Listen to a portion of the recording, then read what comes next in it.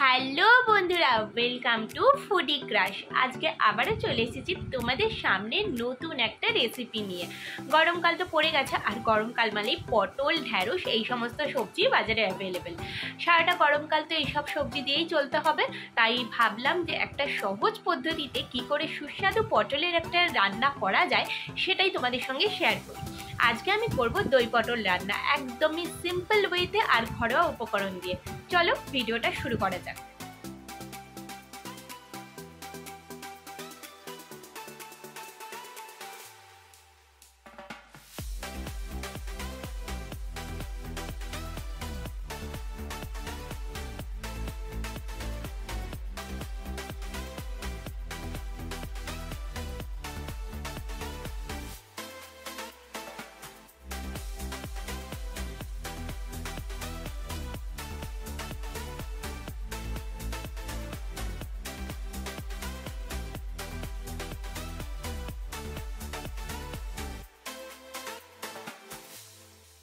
প্রথমেই আমি পটলগুলোকে ভালো করে ধুয়ে তার গায়ে যে রোয়া রোয়া মতো থাকে সেগুলোকে খুব ভালো করে পরিষ্কার করে নিয়েছি।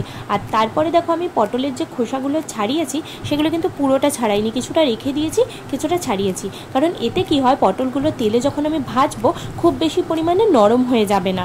আর যেহেতু আমি দই পটল করছি, দই দিলে যে কোনো জিনিসে কিন্তু খুব তাড়াতাড়ি নরম হয়ে যায়, সেই জন্য এইভাবে খোলা ছাড়ালে দেখতেও ভালো লাগে, আর তাছাড়া অতটা নরমও হয়ে যায় না। পটলগুলো আমি কিন্তু দুপাশ দিয়ে অল্প অল্প করে চিড়ে নিয়েছিলাম, যাতে এর মধ্যে নুন হলুদ খুব ভালো করে ঢুকে যায়। ভাজার সময় আমি এর মধ্যে নুন, হলুদ গুঁড়ো আর লঙ্কা গুঁড়ো দিয়ে দিয়েছিলাম। দেখো আমার অলরেডি পটলগুলো ভাজা হয়ে গেছে। এই রকমভাবে আমি ভাজবো, খুব বেশি পরিমাণে ভাজবো না, কারণ যেহেতু আমি দই পটল বানাচ্ছি তাই দই দিতে গেলে কিন্তু অনেকটা পরিমাণে নরম হয়ে যাবে। যেই তেলে আমি পটল ভেজেছিলাম সেই তেলেই আমি শুকনো লঙ্কা, তেজপাতা, দুটো এলাচ আর তার সঙ্গে হচ্ছে দারচিনি, এই কটা জিনিস আমি ফোড়ন দিয়ে নিলাম। আর এলাচগুলো কিন্তু আমি ফাটিয়ে দিয়েছিলাম যাতে ফ্লেভারটা খুব সুন্দর হয়। এবারে এগুলোর থেকে হালকা স্মেল বেরোলে আমি এর মধ্যে লঙ্কা গুঁড়ো আর হলুদ গুঁড়ো দিয়ে দেব। তেলের মধ্যে হলুদ আর লঙ্কা গুঁড়ো দিলে কালারটা কিন্তু ভীষণ সুন্দর আসে।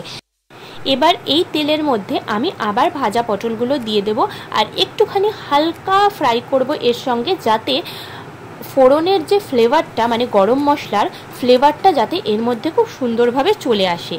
এরপরে আমি কি করব, একটা বাটিতে কিছুটা পরিমাণ দই নিয়ে তার মধ্যে 1 চিমটি নুন দিয়ে সেই দইটা খুব ভালোভাবে ফেটিয়ে ওই দইটা আমি এর মধ্যে দিয়ে দেব।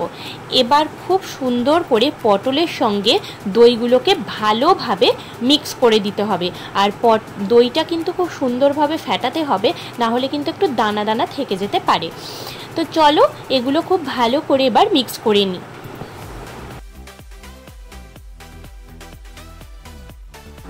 আমার মিক্স করা হয়ে গেছে, আর এদিকে দেখো ঝোলটা কিন্তু অলরেডি ফুটতে শুরু করে দিয়েছে। যতক্ষণ না ভেতর থেকে তেলটা ছাড়ছে আমি এটা ফোটাতে থাকবো। আর যেহেতু দই দেওয়া হয়েছে সেই জন্য তেলটা কিন্তু খুব সুন্দরভাবে আস্তে আস্তে বেরিয়ে আসছে। দেখো দেখতে কতটা ভালো লাগছে। ফাইনালি আমার রান্না কিন্তু হয়ে গেছে, পুরো ধোয়া উঠছে, বুঝতেই পারছো। আর পুরো দেখো ওপরে তেলটা ভেসে উঠেছে। এইভাবেই আমি রেখে দেবো। ভিডিওটা আজকে এখানেই শেষ করছি। ভালো লেগে থাকলে প্লিজ একটা লাইক, কমেন্ট আর শেয়ার করো।